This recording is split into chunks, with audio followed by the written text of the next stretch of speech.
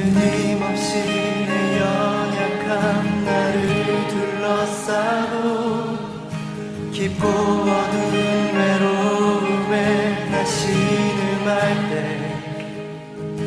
주의 사랑 숨어있는 나를 찾아내시고 따스한 손으로 끌어안아 주시네.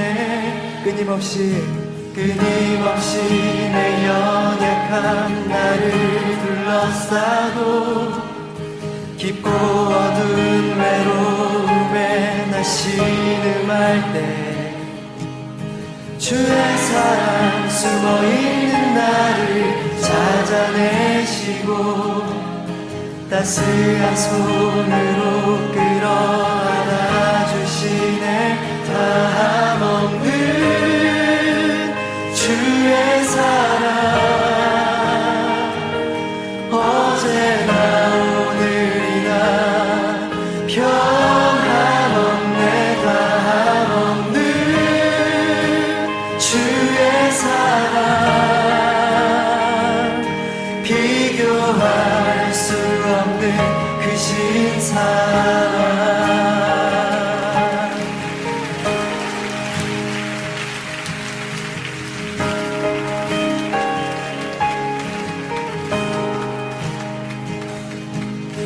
끊임없이 내 연약함 나를 둘러싸고 깊고 어두운 외로움에 나 신음할 때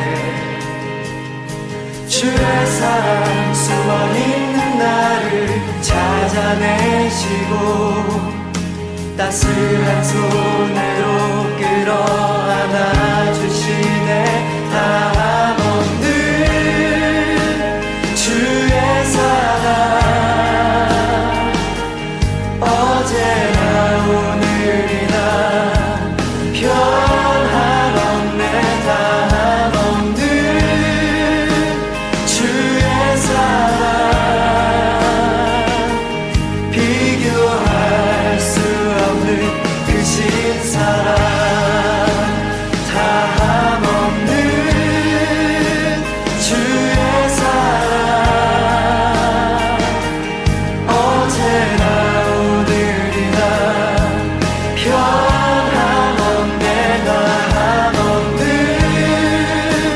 주의 사랑 비교할 수 없는 크신 사랑.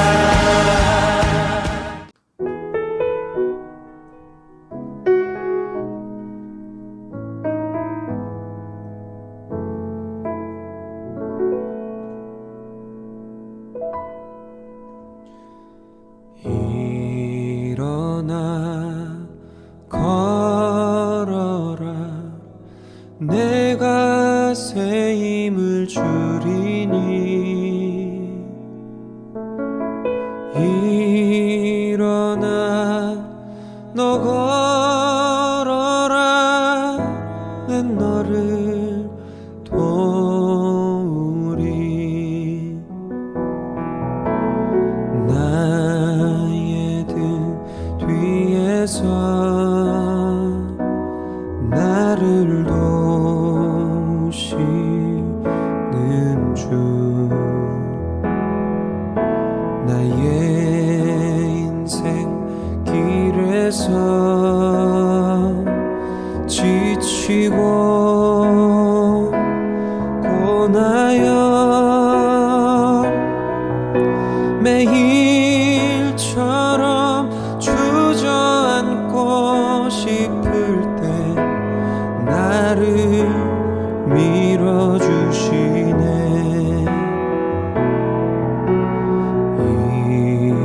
일어나 걸어라 내가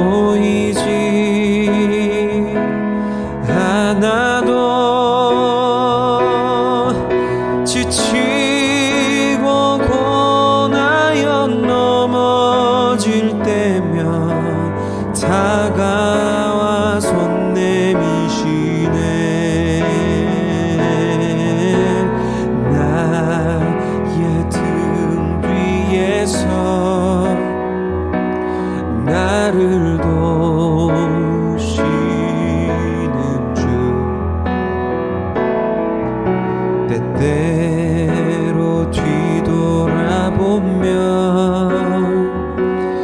여전히 계신 주 잔잔한 미소로 바라보시며 나를 재촉하시네.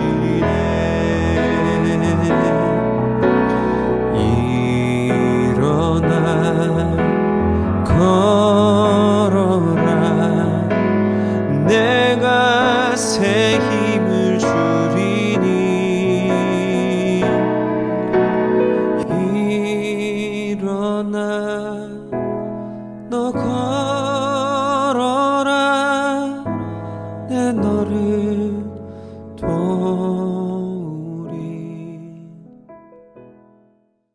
제30장 이 말씀은 야게의 아들 아굴의 잠언이니 그가 이디엘 곧 이디엘과 우갈에게 이른 것이니라. 나는 다른 사람에게 비하면 짐승이라. 내게는 사람의 총명이 있지 아니하니라. 나는 지혜를 배우지 못하였고 또 거룩하신 자를 아는 지식이 없거니와 하늘에 올라갔다가 내려온 자가 누구인지 바람을 그 장중에 모은 자가 누구인지 물을 옷에 싼 자가 누구인지 땅의 모든 끝을 정한 자가 누구인지 그의 이름이 무엇인지 그의 아들의 이름이 무엇인지 너는 아느냐? 하나님의 말씀은 다 순전하며 하나님은 그를 의지하는 자의 방패시니라. 너는 그의 말씀에 더하지 말라. 그가 너를 책망하시겠고 너는 거짓말하는 자가 될까 두려우니라.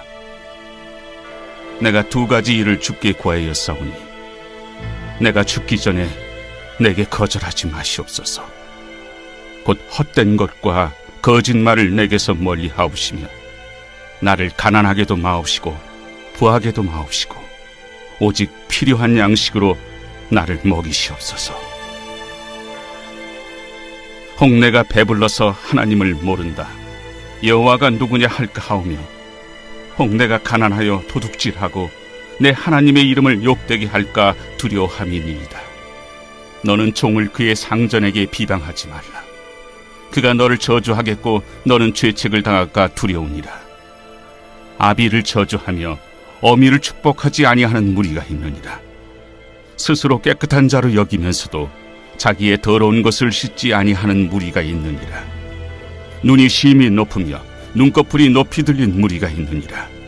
앞니는 장검 같고 어금니는 군도 같아서 가난한 자를 땅에서 삼키며 궁핍한 자를 사람 중에서 삼키는 무리가 있느니라. 네, 오늘 본문의 저자인 아굴이 누구인지는 알려져 있지 않습니다. 또한 청자인 이디엘과 우갈의 아이덴티티도 알려진 게 없죠. 근데 아굴이 누구인지 모르지만 본문에는 그의 성품이 잘 드러나 있습니다. 먼저 생각해보면 그는 아마 겸손한 사람이었을 것입니다. 2절에서부터 4절에 보시면 그의 겸손이 드러나 있는데요.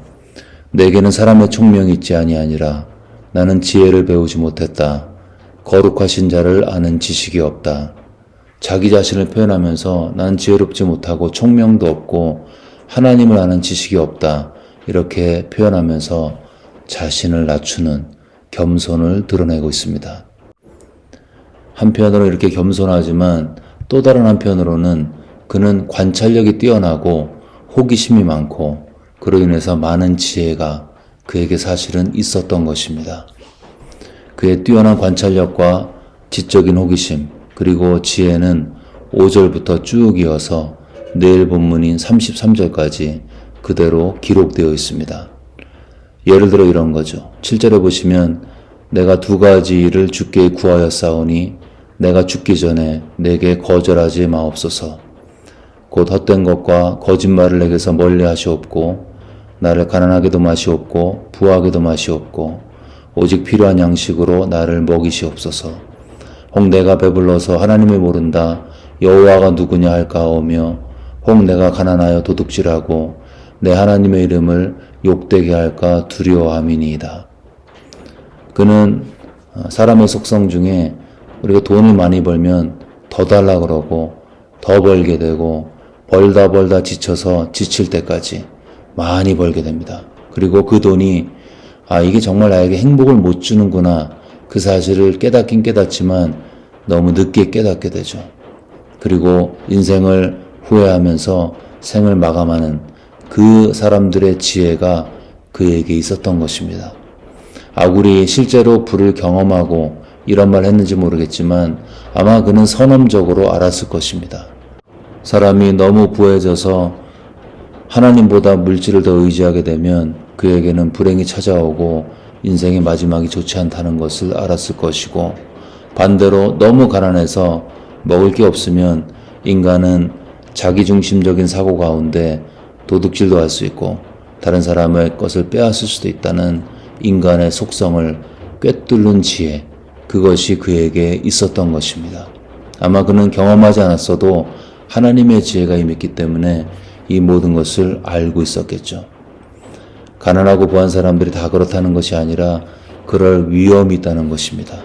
그래서 그는 필요한 양식으로만 먹여달라고 참된 지혜를 기억하고 기도하고 선포하고 있습니다. 오늘은 본문의 구체적인 내용보다 이 아굴에게 임했던 지혜의 비결, 그는 어떻게 하면 어떻게 해서 하나님의 지혜, 경험하지 않고도 이렇게 명확하게 이해하고 기도할 수 있었는지 살펴보도록 하겠습니다. 이 아굴에게 임했던 지혜의 비결은 본문의 구조를 살펴보면 잘 알 수가 있습니다.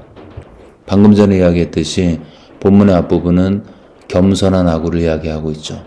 나는 지혜가 없고 어린아이와 같고 아무것도 모른다, 그 이야기를 한 다음에 본문의 뒷부분에서는 그렇게 겸손했던 아굴에게 실제로는 하나님의 지혜가 놀랍게 임했음을 증거하고 있습니다. 즉 다시 말해서 아굴의 성품이 겸손했는데 그는 관찰력이 뛰어나고 지혜로웠다.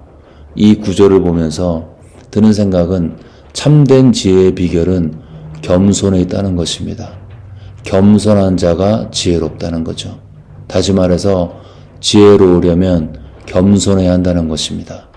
내가 많이 한다고 고개를 빳빳이 들고 말을 많이 하는 그 사람은 사실 지혜가 없는 것이고, 그 사람에게 지식은 있을 수 있겠죠. 많은 것을 알 수는 있습니다. 그러나 지식을 관통하는 지혜, 세상을 바라보는 진짜 지혜의 눈은 없을 수 있습니다.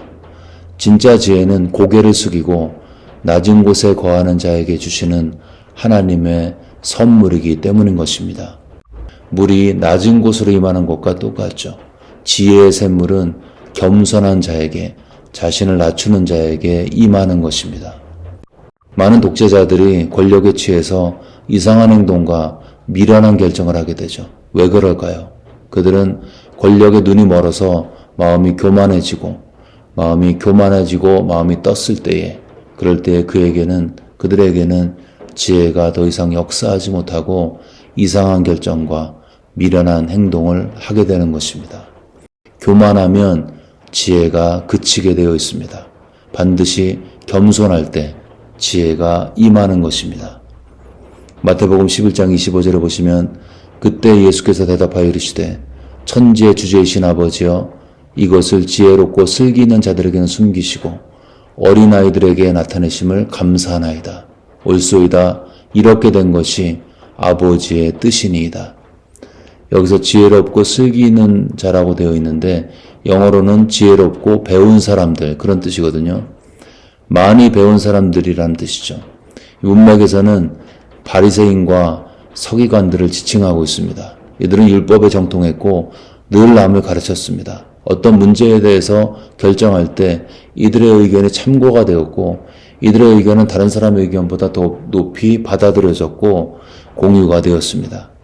근데 놀랍게도 바리새인과 서기관들은 예수님을 아는 지식이 없었습니다.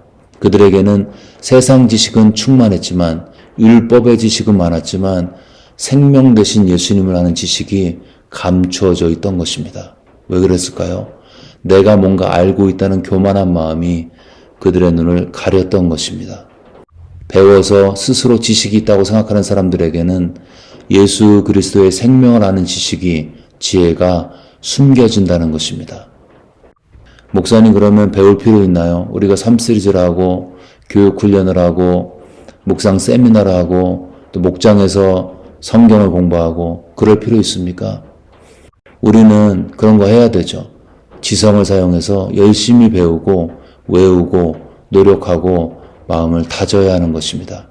열심히 배우고 노력하는 거 맞는데 동시에 우리가 지성으로 알 수 있는 것의 한계도 인정해야 하는 것입니다. 우리가 하나님의 말씀을 대하고 그 말씀을 배우고 그 말씀의 유익을 정말 누리기 위해서는 그 내용을 아는 것 이상의 그 무엇이 필요한데, 그것은 바로 오늘 본문에 있듯이 하나님의 말씀 앞에 자신을 낮추고 하나님의 임재 앞에 자신을 꺾는 겸손함이 있어야 한다는 것입니다. 그럴 때에 그 사람의 안에 하나님의 참된 지식, 예수님을 알 수 있는 지식이 역사한다는 것입니다. 우리가 반도체를 만들고 과학 실험을 할 때 그때도 지식을 쓰죠. 그때 쓰는 과학적 지식이 유용할 때도 있습니다. 그러나 우리가 관찰할 수 없는 우주 너머의 것을 탐구할 때, 하나님과 영원한 세계와 천국과 지옥과 예수님의 생명, 이런 것들을 탐구할 때는 과학적 지식을 추구하는 그러한 태도와 마음의 자세로는 하나님을 알 수도 없고 영생도 이해할 수가 없습니다. 과학적 지식의 방법론이 무용지물이 되는 것이죠. 우리가 과학을 탐구하고 어떤 세상 학문을 공부하는 그 마음의 자세로 성경을 공부하고 탐구할 때 필요한 과정이긴 하지만 그것만으로는 예수님을 아는 지식을 취할 수가 없습니다. 우리에게 정말 생명에 관한 지식을 관통하는 하나님의 지혜가 임하려면 우리에게 겸손한 마음이 필요한 것입니다. 우리의 브레인을 사용해야 되지만 그 마음의 자세는 겸비한 마음으로 자신을 낮출 때, 그럴 때 하늘의 지혜가 임하고 예수님의 은혜가 임하고 생명이 역사하는 것입니다. 예수님께서 어린아이들을 사랑하신 이유가 바로 여기에 있죠. 어린아이들을 보면 애들은 쉽게 배우죠. 그들은 교만하지도 않고 자신을 별로 중요하게 생각하지도 않고 다른 사람에 대해서 불필요하게 비판적이지도 않습니다. 그런데 그렇게 자신을 낮추고 남을 업신여기지 않는 그 사람에게 예수님의 생명이 임한다고 말씀하고 있습니다.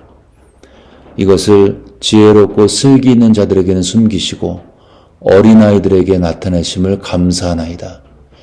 이 어린아이들과 같은 사람들이 예수님을 따랐던 제자들이었죠. 그들은 세상적인 학문이 많지 않았습니다. 그러나 그들은 겸손했습니다. 죄에 대해서 민감했습니다.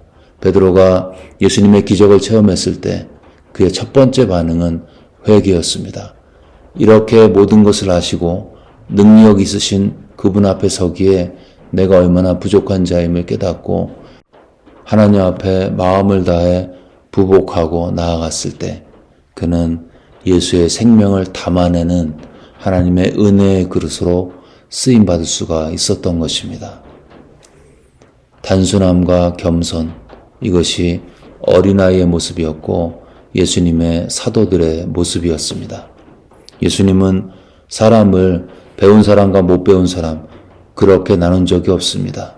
예수님은 사람을 교만한 사람과 겸손한 사람으로 나누셨습니다. 스스로 모든 것을 판단할 수 있다고 생각하는 종교인과 어린아이와 같이 그리스도께 자신을 완전히 의탁한 겸손한 사람으로 분류하셨습니다. 교만이 패망의 선봉인 이유가 바로 여기에 있죠. 교만하면 그리스도를 알 수가 없고 예수님을 알 수 없기 때문에 결국 자기의 죄 가운데 죽을 수밖에 없습니다. 그러나 겸손하면 예수님을 아는 지식이 그 안에 계시가 되어지고 결국 영원한 생명을 누리게 되는 것입니다. 여러분, 우리가 많이 배우고 많이 공부하지만 그래도 생명의 기쁨이 없다면 우리는, 저 여러분은 하나님 앞에서 아굴과 어린아이의 겸손을 배워야 하는 것입니다. 솔직하고 겸손하고 자신을 낮추고 감수성이 풍부한 낮은 자세인 것입니다.